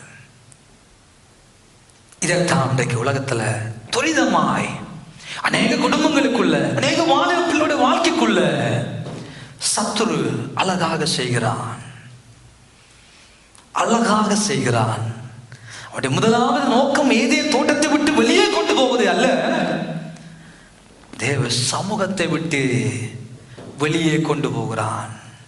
சபைக்குள்ளதான் இருக்கிறார்கள், எல்லாரும் ஆலயத்துக்குள்ளதான் இருக்கிறார்கள், கிறிஸ்தவர்களுடைய பெயரோடு தான் இருக்கிறார்கள், விசுவாசிகளுடைய பெயரோடு தான் இருக்கிறார்கள். ஆனா தேவ சந்நிதியை விட்டு, தேவ பிரசனத்தை விட்டு, ஆவியானவரை விட்டு வெளியே கொண்டு போயிட்டான், வெளியே கொண்டு போயிட்டான். ஆவியில நிறைந்த ஒரு ஜெபம் இல்லை, ஆவியில நிறைந்த ஒரு துதி இல்லை, ஆவியில நிறைந்த ஒரு பாட்டு இல்லை, ஆவியில நிறைந்த ஒரு ஆராதனை இல்லை. எல்லாரையும் வெளியே கொண்டு போறான். எனக்கு அன்பானவர்களே, கர்த்தர் தன்னுடைய முகத்தை நம்ம மேல பிரகாசிக்க பண்ண வேண்டும். நமக்கு ஒரு பெயர் உண்டு, ஆவிக்குரியவர்கள். ஆவியானவர் இல்லாவிட்டால் ஆவிக்குரிய வாழ்க்கை நாம் வாழவே முடியாது. ஆவியானுடைய நடத்துதல், ஆவியானுடைய பிரசன்னம், ஆவியானுடைய தொடுதல், ஆவியானுடைய உணர்வு, அந்த மகிமை, அந்த பிரசன்னம், அந்த தேவ சமூகம் இல்லாவிட்டால் நானும் நீங்களும் ஆவிக்குரியவர்கள் அல்லவே அல்ல. ஏதோ சபைக்கு வரலாம், ஏதோ கிறிஸ்தவர்களாய் வாழலாம், ஏதோ விசுவாசிகளாய் இருக்கலாம். ஆனா தேவ சந்நிதியை இழந்தவர்களாய், தேவ சமூகத்தை இழந்தவர்களாய், தேவ பிரசன்னத்தை இழந்தவர்களாய் ஏதேனுக்குள்ள வாழும்படியாக அழைக்கப்பட்டவர்கள் அல்ல நானும் நீங்களும். தேவன் விரும்புகிறார் கிருபையை பெற்றுக்கொண்ட தேவனுடைய பிள்ளைகளாய் அந்த தேவனுடைய பிரசன்னத்தில் வாழும்படியாகவே நாம் வாழ ஆண்டவர் விரும்புகிறார். அதற்கு என்றே என்னையும் உங்களையும் அழைத்திருக்கிறார். ஆகவேதான் சங்கீதக்காரன் சொல்றான், ஆண்டவரே எது இல்லாம போனாலும் பரவாயில்லப்பா, என் வாழ்க்கையில தந்த உயர்வுகள், ஆசீர்வாதங்கள், செல்வாக்குகள் எது இல்லாம போனாலும் பரவாயில்ல, உங்க முகத்தை மாத்திரம் என்னை விட்டு தள்ளி போடாதீங்க ஆண்டவரே. எவ்வளவு அர்த்தம் உள்ள ஒரு வார்த்தை. எனக்கு எதை எடுத்து போட்டாலும் பரவாயில்ல, ராஜ்யபாரம் இல்லாம போகட்டும் ஆண்டவரே, என்னுடைய ஆசீர்வாதம் இல்லாம போகட்டும் ஆண்டவரே, என்னுடைய உயர்வு இல்லாம போகட்டும் ஆண்டவரே, என்னுடைய அந்தஸ்து இல்லாம போகட்டும் ஆண்டவரே, உங்களுடைய சமூகத்தை விட்டு மாத்திரம் என்ன தள்ளி போடாதீங்க, உங்களுடைய ஆவியை என்னை விட்டு எடுத்துக் கொள்ளாதிருங்க ஆண்டவரே. எவ்வளவு அழகான அர்த்தமுள்ள வார்த்தை. நம்ம அநேக தடவை இதை வாசிக்கிறோம், தியானிக்கிறோம். எங்கள் வாழ்க்கையில நம்ம யோசித்து பார்க்க நாம் அங்கே இருக்கிறோம், சபைக்குள்ளதான் இருக்கிறோம், ஏதேனுக்குள்ளதான் வாழ்ந்து கொண்டிருக்கிறோம், சபைக்குள்ளதான் இருக்கிறோம். ஆனா தேவ பிரசன்னம் இல்லாத கிறிஸ்தவ வாழ்க்கை, தேவ சந்நிதிகள் இல்லாத ஒரு கிறிஸ்தவ வாழ்க்கை, தேவனுடைய பிரசன்னத்தில் வாழ முடியாத கிறிஸ்தவ வாழ்க்கை வாழ்வோமானால் அர்த்தமற்ற கிறிஸ்தவ ஜீவியம் என்பதுதான் உண்மை. தேவ எச்சரிப்பை நோவா பெற்றுக்கொண்ட பொழுது அவன் வாழ்க்கைக்குள்ள வந்தது பயம், அவன் வாழ்க்கைக்குள்ள வந்தது பக்தி, அவன் வாழ்க்கைக்குள்ள வந்தது நடுக்கம். தேவனுடைய வசனத்துக்கு நடுங்குகிறவனை தெய்வம் நோக்கி பார்க்கிறார் என்று வேதம் சொல்லுகிறது. தேவ வார்த்தைக்கு எவ்வளவு தூரம் முக்கியத்துவம் கொடுக்கிறோமோ, தேவனுடைய வார்த்தைக்கு எவ்வளவு தூரம் நம்மை அர்ப்பணிக்கிறோமோ, அந்த அர்ப்பணிப்பும் அந்த முக்கியத்துவம் எங்கள் மேல தேவனுடைய ஆவியானவர் பிரகாசிக்க பண்ணுவதற்கு நாம் செய்கிற அடிப்படையான காரியமாய் தத்துவமாய் அமைந்து விடுகிறது. பாவம் என்ற சொல்லுக்கு ஹமாட்டியா என்ற கிரேக்க சொல் 2 வகையான அர்த்தங்களை நமக்கு கொடுக்கிறது. ஒன்று, தேவன் பாவம் என்றால் தேவன் விரும்புகிறதை நாங்கள் செய்கிறது சரி, தேவன் விரும்புகிறதை நம்ம செய்யாம இருப்போம் என்றால் அது பாவம். அது நமக்கு நன்றாய் தெரியும். ஆண்டவர் விரும்புகிறார் கொலை செய்யாத, அதை செய்யாத, புறனுக்கு உண்டானவற்றை இச்சியாத, இதெல்லாம் ஆண்டவர் சொல்றார். செய்யாத செய்யாத செய்யாத தேவன் விரும்பல. அப்ப நாங்களும் அதை விரும்பாமல் இருந்தால் அது ஓகே. நாங்க கொலை செய்யல, விபச்சாரம் செய்யல, களவெடுக்கல, பொய் சொல்லல, ஓகே. ஆண்டவர் எல்லாத்தையும் வேண்டாம் என்று விரும்புகிறார். ஓகே, நாங்களும் அதை செய்யாமல் இருக்கிறோம், நாங்கள் பாவம் செய்யவில்லை, உண்மைதான். அதே வழியில தேவன் விரும்புகிறதை நாம் செய்யாமல் இருந்தாலும் பாவம். அநேக தடவைகளில் தேவன் எங்கள் வாழ்க்கையில விரும்பாததை நாங்கள் செய்யாமல் இருக்கிறோம். நல்லது, நாங்கள் பாவம் செய்யவில்லை, களவெடுக்கவில்லை, பொய் சொல்லவில்லை, தாய் தகப்பனுக்கு கீழ்ப்படுகிறோம், நாங்கள் அநியாயம் செய்யவில்லை, புறனுக்கு உண்டானவர்களை இச்சித்துக் கொள்ளவில்லை, நல்லது. தேவன் செய்ய வேண்டாம் என்று சொன்னால் நாம் செய்யாமல் இருக்கிறேன். அதே தடவையில பாவம் என்ன என்றால் என்ன? பாவம் என்றால் தெய்வம் விரும்புகிறதை நாங்கள் செய்யாமல் இருந்தாலும் பாவம். தேவன் விரும்புகிறதை, தேவன் விரும்புகிறதை நானும் நீங்களும் செய்யாமல் விரும்பாமல் இருப்போம் என்றால் அதுவும் பாவம் என்ற வரைவிலங்கத்துக்குள்ள வந்து விடுகிறது. அப்ப தெய்வம் என்னத்தை விரும்புகிறார்? தேவ சமூகத்தில் என் பிள்ளைகள் வாழ வேண்டும், தேவ பிரசன்னத்தில் என் பிள்ளைகள் வாழ வேண்டும், தேவனுடைய சமூகத்தில் ஓய்வு நாளை பரிசுத்தமாய் ஆசரிக்க நினைக்க வேண்டும். அதுவே நாங்கள் செய்யாமல் பரிசுத்தமாய் ஆசரிக்க நினைக்காமல் வீடுகளுக்குள்ள இருந்தால் நாம் நீங்கள் பாவம் செய்கிறோம், பாவம் செய்கிறோம். தேவன் விரும்புகிறார் 6 நாள் வேலை செய்கிறோம், தேவ சமூகத்துக்கு தெய்வம் விரும்புகிறார். ஆனா தெய்வம் விரும்புகிறதை நாங்கள் விரும்பாமல் இருந்தால் பாவம். நம்முடைய வாழ்க்கையிலே அருமையான தேவனுடைய பிள்ளைகளே, வேலைகள் ஒரு காரணமாய் அமைந்து விடுகிறது, படிப்பு ஒரு காரணமாய் அமைந்து விடுகிறது. ஆனால் நேரமிருந்தும் தேவ சமூகத்தை தேடாதவர்கள் தேவ சன்னதியை விட்டு விலகினதற்கு சமன். ஏதே தோட்டத்தை விட்டு விலகியதற்கு சமன். ஏதே தோட்டத்துக்குள்ள வாழ்ந்து கொண்டிருக்கிறார்கள், ஆனா சன்னதியை விட்டு விலகிட்டார்கள். தோட்டத்துக்குள்ளதான் இருக்கிறார்கள், பேர் கிறிஸ்தவர்கள், ஆவிக்குரிய விசுவாசிகள். ஆனா தேவனுடைய வார்த்தைக்கு கீழ்ப்படிக்கிறோம் என்பதை இதனால் காண்பிக்கிறோம். கடவுள் விரும்புகிறத நான் விரும்பல, எனக்கு நேரம் இருக்குது, தேவ சமூகத்துக்கு வர முடியும், தேவனை ஆராதிக்க முடியும், எனக்கு எல்லாம் இருக்குது. ஆனா வீட்டுக்குள்ள படுத்து கிடக்கிறது ஆண்ட விரும்பல, வீட்டில் சும்மா இருக்கிறது ஆண்ட விரும்பல. அதுவும் பாவம், அதுவும் பாவம், அதுவும் பாவம். ஏனென்றால் ஆதாம் ஏவாள் ஆண்டவருடைய வார்த்தைக்கு கீழ்ப்படியாமையின் நிமித்தமாக தேவ சன்னதியை விட்டு விலக்கப்பட்டார்கள், தேவ சமூகத்தை இழந்தார்கள். தேவன் தம்முடைய முகத்தை உன் மேல பிரகாசிக்க பண்ணி உன் மேல கிருபையாயிருக்கு கடவர் என்ற வார்த்தையை அவர்களை விட்டு விலகி ஓடிவிட்டார்கள். அவர்களை விலகி இருந்தார்கள். தேவன் பகலின் குளிர்ச்சியான வேளைகளில் தேவனுடைய சத்தத்தை அவர்கள் கேட்டு தாங்கள் நிர்வாணிகள் என்று அறிந்து தேவ சன்னதியை விட்டு விலகி ஒளித்துக் கொண்டார்கள். இதைத்தான் சத்துரு இன்றைக்கு செய்கிறான். ஒளித்துக் கொள்ளுகிற நிலைமை, தங்களுக்கு எது சாதகமாக இருக்கிறதோ அதற்குள்ளே புகுந்து தங்களை ஒளித்துக் கொள்ளுகிற நிலைமை, அந்த காரணங்களை அடுக்குகிற ஒரு நிலைமை, தேவ சந்நிதியை விட்டு விலகினவர்களுடைய வாழ்க்கை இதுதான். நீங்க நன்றாக சிலர் எடுத்து பாருங்கள். தேவ சமூகத்தை விட்டு, தேவ பிரசனத்தை விட்டு, கர்த்தருடைய ஆவியானவரை விட்டு தூரம் போனவுடைய வாழ்க்கையை சற்று உங்கள் கண்கள் முன்பாக கொண்டு வந்து பாருங்கள். எப்படி இருக்கிறீங்க பிரதர், எப்படி இருக்கிறீங்க சிஸ்டர்? நல்லா இருக்கிறோம், இப்பதான் நல்லா இருக்கிறோம் என்று சொல்லுவார்கள். ஒரு 3 மாதம் கழிய, ஒரு 6 மாதம் போக திரும்பி எடுத்து பாருங்க, ஏதோ இருக்கிறோம் என்ற முடிவுக்குள்ள வந்து விடுவார்கள். வீட்டில இருந்து ஆராதிக்கிறோம், துதிக்கிறோம், பாடுகிறோம், நல்லா இருக்கும். ஆனா ஆண்டவர் சொல்லுகிறாரு, சபை கூடி வருதலை சிலர் விட்டு விடுகிறது போல விட்டு விடாதீங்க, விட்டு விடாதீங்க. ஆண்டவர் விரும்புகிறார், விட்டு விடாதீங்க. நாளானது சமீபித்து வருவதை எவ்வளவாய் பார்க்கிறீர்களோ அவ்வளவாய் புத்திய சொல்லுங்க, அவ்வளவாய் சொல்லுங்க. நாளானது சமீபித்து வருகிறது, புத்திய சொல்லுங்க. தேவ சமூகத்தை விட்டு ஓடி ஒளிந்து போன ஆதாம் ஏவாளுடைய வாக்கியம் போல உங்களுடைய வாக்கியம் வந்துவிடக் கூடாது. தேவ சமூகத்தை விட்டு ஓடி ஒளிந்து போனவர்களுடைய போல உங்க வாக்கியம் வந்துவிடக் கூடாது. நீங்க தேவ சமூகத்துக்குள் இருக்க பழகிக் கொள்ளுங்கள், தேவ பிரசன்னத்தில் இருக்க பழகிக் கொள்ளுங்கள், கர்த்தருடைய வார்த்தைக்கு எதிராக அர்ப்பணிக்க பழகிக் கொள்ளுங்கள். கர்த்தருடைய வார்த்தைக்கு எதிராக அர்ப்பணித்து பயபக்தி உள்ளவர்களாகி பேழையை உண்டு பண்ணி அந்த பேழைக்குள்ள போகும்படியான கிருபையை பெற்றுக் கொள்ளுங்கள். அப்படியானா நியாய பிரமாணம் 10 கட்டளை எழுதப்பட்டது கர்த்தருடைய விரலினால், கர்த்தருடைய ஆவியானவரினால். அந்த கர்த்தருடைய ஆவியானவரால் கர்த்தருடைய வார்த்தையாகிய இயேசு எழுதப்பட்டார் என்பதுதான் உண்மை. அந்த இயேசு கிருபையாய் கடந்து வந்தார். கிருபையாய் கடந்து வந்த இயேசுவுக்கு நாம் நம்மை அர்ப்பணிக்கிற பொழுது பரிசுத்த ஆவியானவர் தன் முகத்தை எங்கள் மேல பிரகாசிக்க பண்ணுவார். எவ்வளவு தூரம் வார்த்தைக்கு இயேசுவுக்கு கீழ்ப்படுகிறோமோ அவ்வளவு தூரம் கர்த்தருடைய ஆவியானவருடைய முகம் நம்ம மேல பிரகாசிக்க ஆரம்பமாகும்.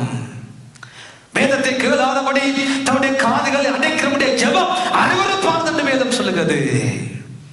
எவ்வளவுதான் நாம் ஜெபிக்கலாம், எவ்வளவுதான் விண்ணப்பிக்கலாம், எவ்வளவு காரியங்களை செய்தாலும் வேதம் கர்த்தருடைய வார்த்தை என்பது இயேசு.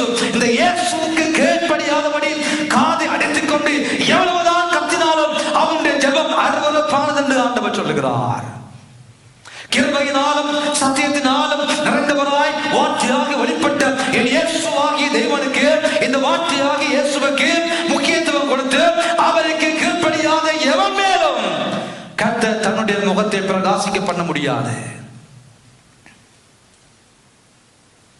கிருபையா இருக்க கடவர். முகத்தை பிரகாசிக்க பண்ண வேண்டுமா? கிருபையை பெற்றுக்கொள்ள வேண்டும். எப்படி கிருபையை பெற்றுக்கொள்ள வேண்டும்?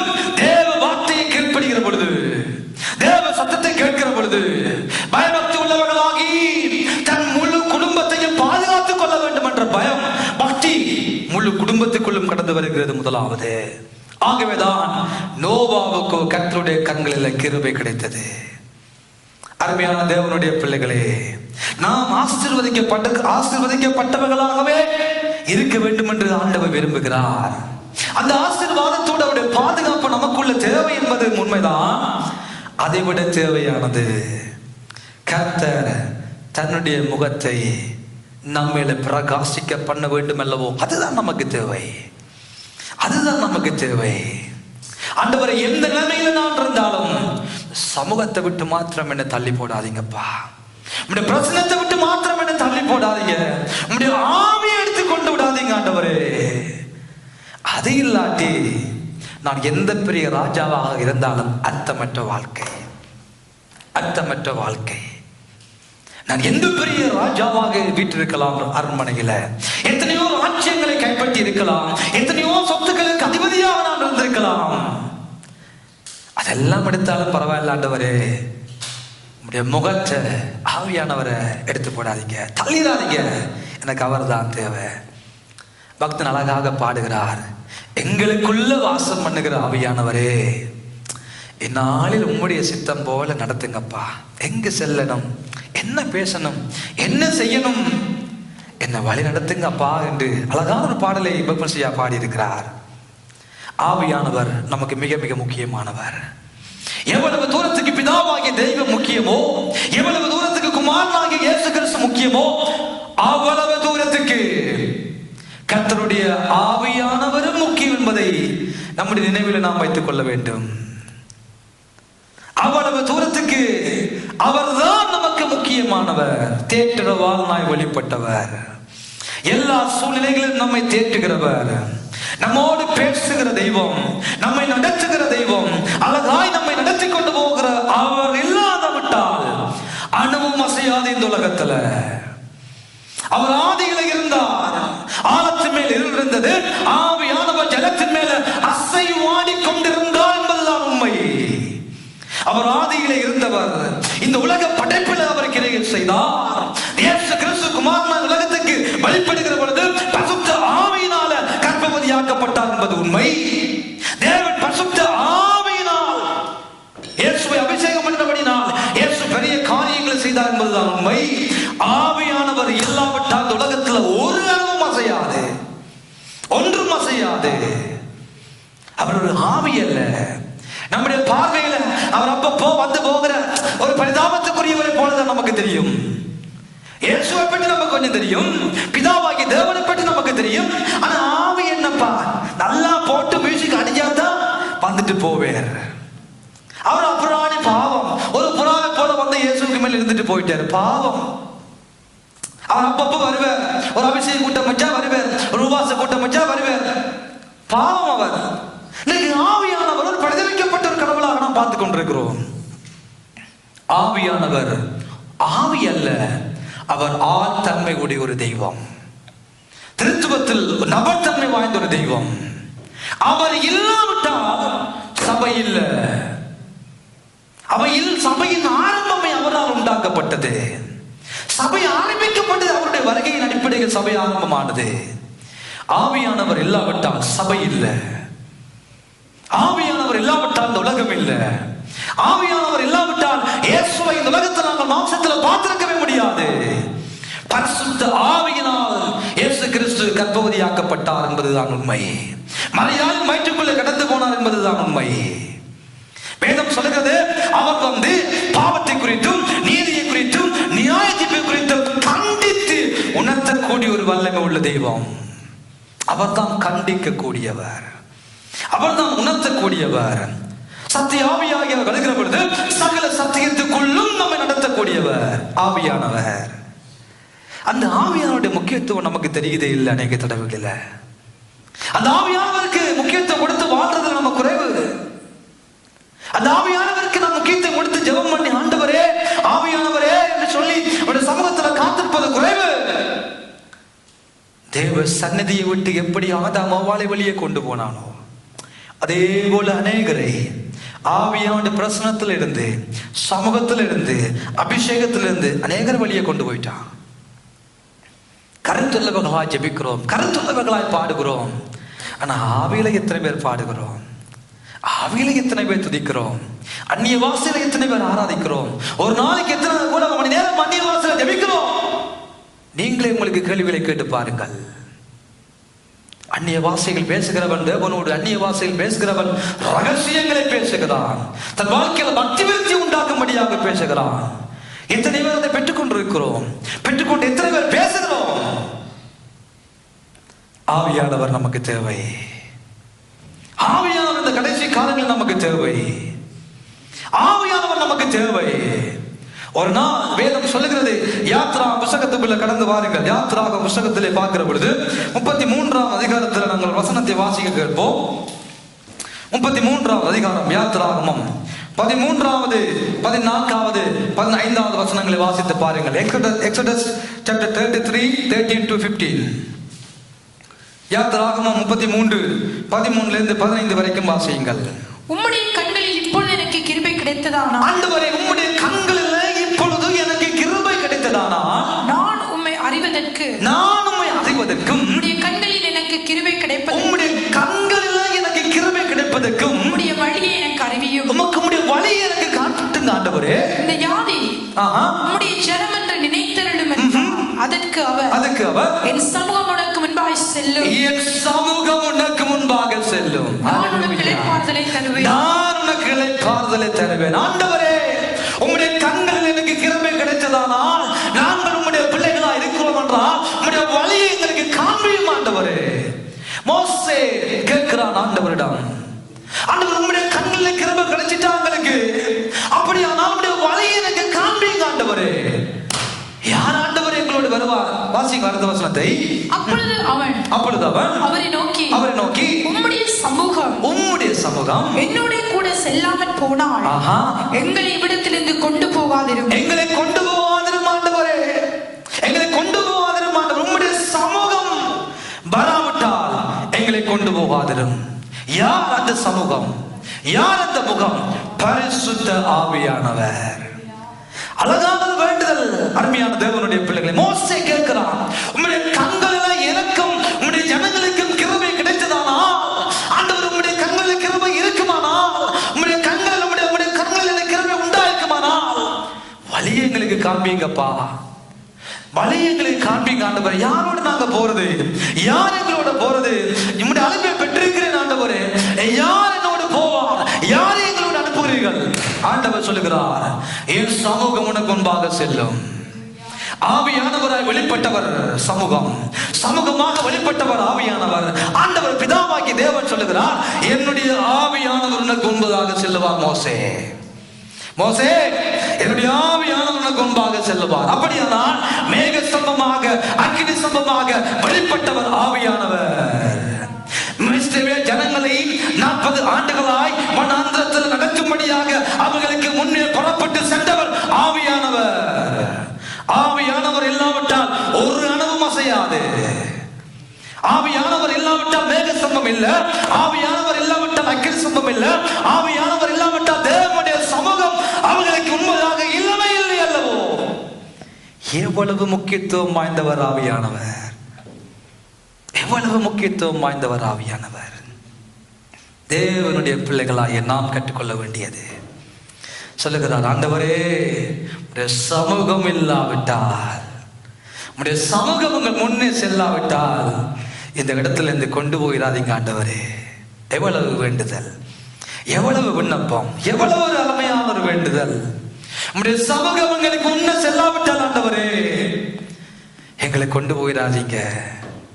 ஆவியானவரே, இந்த ஆலயத்துக்குள்ள கிரியை செய்ய கடந்து வந்திருக்கிறவரே, 2026 ஆண்டுக்குள்ள போக முன்பதாக உம்முடைய சமூகம் எங்கள் குடும்பத்துக்கு முன்பதாக செல்லட்டும் ஆண்டவரே. ஆவியானவர் எங்களுக்கு முன்பதாக செல்வீர்களாக. அக்கினி ஸ்தம்பமாக மேக ஸ்தம்பமாக இஸ்ரவேல் ஜனங்களுக்கு முன்பாக வெளிப்பட்ட கர்த்தருடைய ஆவியானவர் இந்த வீதிக்கு முன்பதாக செல்வீர்களாக. அக்கினி ஸ்தம்பமாய் வெளிப்பட்டவர் கர்த்தருடைய ஆவியானவர்.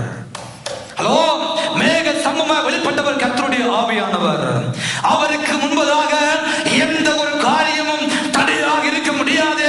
அது ஒருவேளை செங்கடலா இருக்கலாம், ஒருவேளை ஜோர்தானா இருக்கலாம், எப்பேற்பட்ட பார்வோனின் ராஜ்யங்களா இருந்தாலும் அவருடைய சமூகம் நமக்கு முன்பதாக செல்லுமானால் எதுவும் ஆவியானவருக்கு முன்பதாக நிற்க முடியாது, எதுவும் நிற்க முடியாது. அவர் இல்லாவிட்டால் ஒரு அணுவும் அசையாது. அவர் நமக்கு தேவை, அவர் நமக்கு தேவை, அவர் இந்த சபைக்கு தேவை, அவர் இந்த குடும்பங்களுக்கு தேவை, அவர் நமக்கு தேவை. வாலிப பிள்ளைகளே, உங்களுக்கு அவர் தேவை. தேவனுடைய ஜனமே, உங்களுக்கு அவர் தேவை. அவர் இல்லாவிட்டால் ஒன்றும் உங்களால் செய்ய முடியாது. பயங்கரமாய் கிரியை செய்தவர் ஆவியானவர். மோசேயுடைய ஜெபத்தை பாருங்கள். ஆண்டவரே, சமூகம் உங்களுக்கு முன்ன செல்லாவிட்டால் கொண்டு போயிடாதீங்க ஆண்டவரே, கொண்டு போயிடாதீங்க ஆண்டவரே. எத்தனை பேர் ஜெபிக்கிறோம் அப்படி? எத்தனை பேர் வேண்டதை செய்கிறோம்? எங்களுக்கு இருக்கிற அறிவு, எங்களுக்கு இருக்கிற அனுபவம், எங்களுக்கு இருக்கிற கல்வி அறிவு, எங்களுக்கு இருக்கிற பொது அறிவு வைத்துக் கொண்டே எங்கள் நாட்களும் காலங்களும் ஓடி முடிகிறது. எப்போதாவது ஜெபிக்கிறோமா? ஆண்டவரே, உம்முடைய சமூகம் இல்லாவிட்டால் எங்களை நாளைக்கு கொண்டு போவாதீங்க ஆண்டவர், எங்களை ஒரு நாட்டை கொண்டு போவாது, எங்களை விருப்பங்களை கொண்டு போவாதீங்க ஆண்டவரே. உம்முடைய சமூகம் எங்களுக்கு உண்டாக செல்லட்டும் ஆண்டவர். எத்தனை பேர் ஜெபிக்கிறோம்? குறைவு, ஜெபிக்கிறதே இல்லை. சமூகம் என்றா என்னன்னு தெரிஞ்சாதானே ஜெபிக்கிறது. கர்த்தர் நம்மோடு பேசுகிற ஒரு நேரம். தேவனுடைய ஆவியானவர் தெளிவாய் நம்மோடு பேசுகிற நேரம். வாலிப பிள்ளைகள், உங்கள் வாழ்க்கையில ஜெபத்துல வையுங்க. உங்களுடைய சமூகம் எனக்கு முன்பாக செல்லாவிட்டால் அது எந்த பெரிய காரியமா இருந்தாலும் வேண்டாம் ஆண்டவரே, வேண்டாம் ஆண்டவரே. எவ்வளவு ஒரு அழகான ஒரு காரியம், எவ்வளவு ஒரு அழகான காரியம். மோசையோடு ஆண்டவர் ஆசரிப்பு கூடாரத்துக்குள்ள பேசி என்பதாக மோசே ஆசரிப்பு கூடாரத்தை விட்டு வெளியே வந்து விட்டார். ஆனால் யோசுவா அந்த ஆசரிப்பு கூடாரத்தை விட்டு பிரியமானதில்லாதபடி ஆசரிப்பு கூடாரத்தை கட்டி பிடித்தவனாய் அதிலே வாசம் பண்ணும்படியாக இருந்து விட்ட யோசுவாக்களை ஆண்டவர் என்று தேடிக்கொண்டிருக்கிறார்.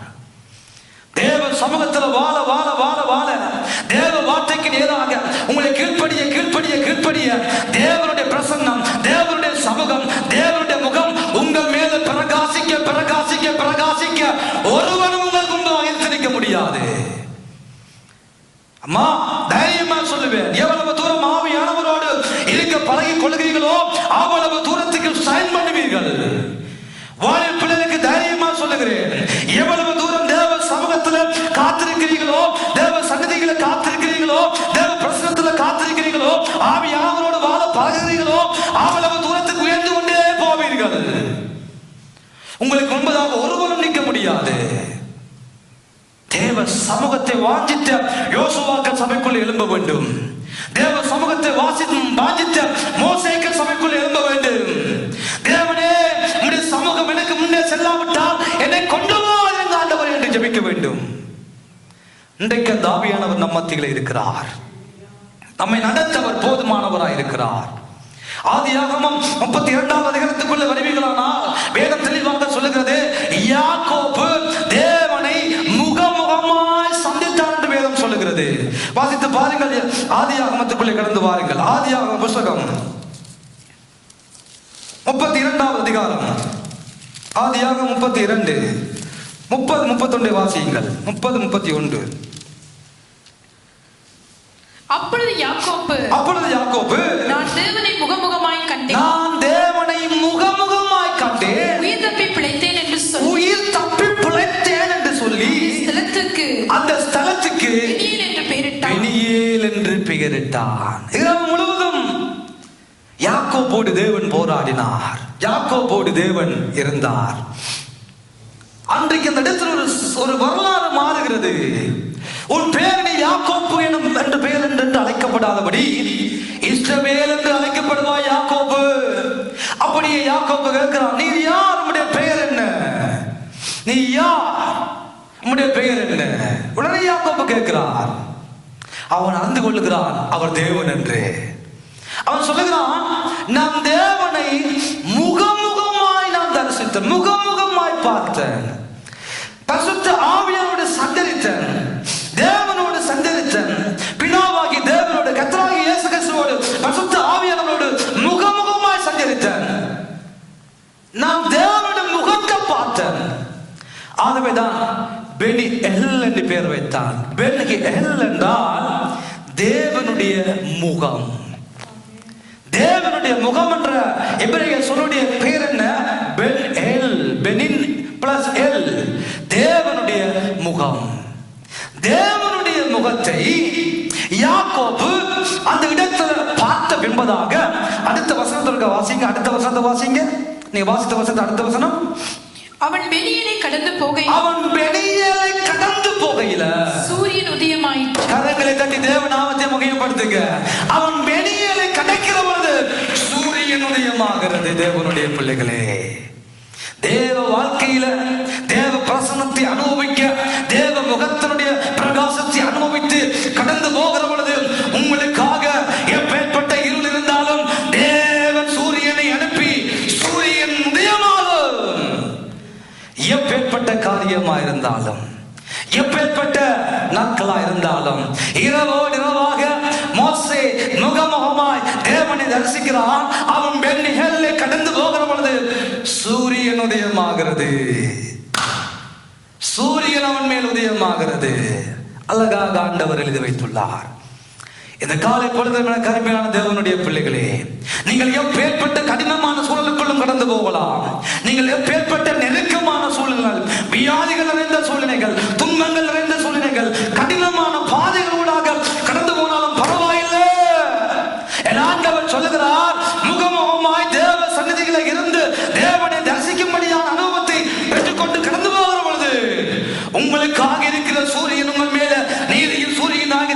ஒளிமயமாகுவார். உங்கள் இருளுக்கு மேல ஒரு ஒளிமயம் உண்டாகும். உங்கள் வாழ்க்கையில் ஒரு ஒளிமயம் உண்டாகும். உங்கள் வாழ்க்கையில் ஒரு ஆசீர்வாதம் உண்டாகும். ஏனென்றால் தேவன் கிருபையா உங்கள் வாழ்க்கையில் இருக்கிற பொழுது அவர் தன்னுடைய முகத்தை உண்மையில் பிரகாசிக்க பண்ணுவார். அவர் மேல கிருபையா இருக்க கடவர். தேவன் தன்னுடைய முகத்தை உண்மையில் பிரசன்னமாக்கி உனக்கு சமாதானம் கட்டளையிட கடவர். அதிகாரத்தை நாங்கள் வாசித்தோம். முதலாவது கர்த்தருடைய ஆசீர்வதித்து உன்னை பாதுகாக்க கடவர், உண்மைதான். இரண்டாவது கர்த்தர் மேல் தன் முகத்தின் மேல் பிரகாசிக்க பண்ணி உண்மையான கிருபையா இருக்க கடவர், நல்லது. அடுத்த வசனம் சொல்லுகிறது, கர்த்தர் தன்னுடைய முகத்தை உண்மையில் பிரசன்னமாக்கி சமாதானம் கட்டளையிட கடவர். எவர்கள் மேல கிருபை இருக்கிறதோ, அவர்கள் மேல தேவனுடைய பிரசன்னம் இருக்கிறதோ, அவர்கள் மேல தேவ சமாதானம் இருந்து கொண்டே இருக்கும்.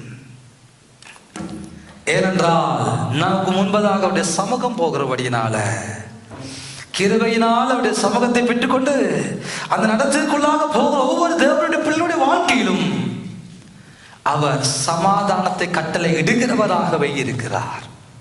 ஆமென், ஆமென். கிருபைக்கு கீழ்ப்படிந்து தேவனுடைய முகத்தை நம்மையில பிரகாசிக்க பண்ணும்படியான அனுபவம் நமக்குள்ள வருகிற பொழுது அது நமக்கு சமாதானத்தை கொண்டு வரும். தனிப்பட்ட வாழ்க்கையா இருக்கட்டும், குடும்ப சூழ்நிலையா இருக்கட்டும், சபை சூழலா இருக்கட்டும், எப்பேற்பட்ட சூழ்நிலைகளில் நாம் வாழ்ந்து கொண்டிருந்தாலும் கிருபையாகிய வார்த்தைக்கு கீழ்ப்படிந்து பரிசுத்த ஆவியானவருடைய அனுபவத்தில் நிறைந்தவர்களான ஒரு வாழ்க்கை இந்த பூமியில வாழுகிற பொழுது சமாதானம் ஆட்டோமேட்டிக்காக நம்முடைய வாழ்க்கையில கிரியை நடப்பிக்கும் என்பதுதான் உண்மை. ஆமென். அருமையான தேவனுடைய பிள்ளைகளே, இந்த காலை பொழுதுல ஆண்டவர் அதைத்தான் விரும்புகிறார். தேவ சந்நிதியை விட்டு விலக்கப்பட்ட ஒரு வாழ்க்கையில வாழும்படியாக அல்ல, தேவ சந்நிதிகளே இருந்து அந்த கிருபைக்கு கீழ்ப்படிந்து அந்த கிருபையை பெற்றுக்கொண்டு தேவன் தன்னுடைய முகத்தை நம்ம மேல பிரகாசிக்க பண்ணும்படியான ஆசீர்வாதத்தை பெற்றுக்கொண்டவர்களாய் இந்த பூமியில நாங்கள் வாழுகிற பொழுது தேவ சமாதானம் எங்கள் உள்ளங்களிலும் எங்கள் இல்லங்களிலும் நிறைவாய் கிரியை செய்யும் என்பதுதான் உண்மை.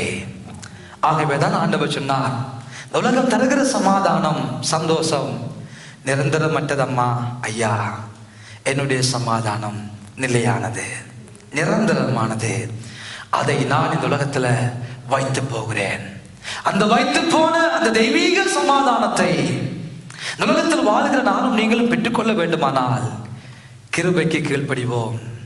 பரிசுத்த ஆவியோட முகம் எங்கள் மேல பிரகாசிக்கத்தக்க வகையில பரிசுத்த ஆவியோட பிரசனத்தில் வாழும்படியான ஒரு வாழ்க்கைக்குள் நடத்தப்படுகிற பொழுது அவருடைய சமாதானம் நிறைவாய் எங்கள் வாழ்க்கையிலும் எங்கள் உள்ளத்திலும் எங்கள் இல்லங்களிலும் அது சம்பூரணமாய் கிரியை செய்யும் என்பதுதான் உண்மை. ஆக நம்முடைய வாழ்க்கையில் ஆண்டவர் திரும்ப திரும்ப சொல்லுகிற காரியம் அவருடைய சமூகம், அவருடைய முகம், அவருடைய பிரசன்னம், அவருடைய விரல், அந்த ஆவியாண்ட நடத்துகளுக்கு நம்மை அர்ப்பணித்தவர்களாய் வாழுகிற பொழுது நாங்கள் இந்த உலகத்துல சுடர்களை போல எழுந்து பிரகாசிப்போம். நாங்கள் ஒளியின் பிள்ளைகள், நாங்கள் ஒளியின் பிள்ளைகள், நாங்கள் தேவனுடைய பிள்ளைகள், நாங்கள் தேவனுடைய பிள்ளைகள். மலையின் மேல் இருக்கிற பட்டணம் அது மறைந்திருக்க மாட்டாது. விளக்கை கொளுத்தி மரக்காலால் மூடி கட்டிலை கீழே வைக்கும்படியாக அழைக்கப்பட்டவர்கள் அல்ல, அது வீட்டில் உள்ள அனைவருக்கும் வெளிச்சம் கொடுக்கும்படியான பிள்ளைகளாய் அழைக்கப்பட்டிருக்கிறோம். தேவனுடைய ஆவியாருடைய பிரசன்னத்தில் நாங்கள் வாழுகிற பொழுது நாங்கள் அனைவருக்கும் ஆசீர்வாதமாக மாறுவோம். வீட்டில் உள்ள யாவருக்கும் வெளிச்சம் கொடுப்போம். அந்த வெளிச்சம் சமாதானமான வெளிச்சமானாய், சந்தோஷமான வெளிச்சமாய், நிம்மதியான வெளிச்சமாய், ஆசீர்வாதமான வெளிச்சமாகவே இருக்குமே தவிர அது ஒரு நாளும் பிரச்சனைக்குரிய வெளிச்சமாக மாறாது. ஆகவே எனக்கு அருமையான தேவனுடைய பிள்ளைகளே, கிருபையை பெற்றுக் கொள்ளுவோம், கிருபைக்கு கீழ்ப்படிவோம், பரிசுத்த ஆவியின் நடத்தல் வாழ பழகிக் கொண்டவர்களாய், அவர்கள் மூலம் வருகிற சமாதானத்தை பெற்றுக் கொண்டவர்களாய் நாங்கள் அனைவரும் வாழும்படியான பெரிய கிருபையை நபீச சபையாகிய நம் அனைவருக்கும் ஆண்டவர் அருள்வாராக. ஆண்டவர் தாமங்கள் எல்லாரையும் நிறைவாக ஆசீர்வதிப்பாராக. இது வானத்தின் வாசல், என் இயேசையா ஆசீர்வாதத்தின்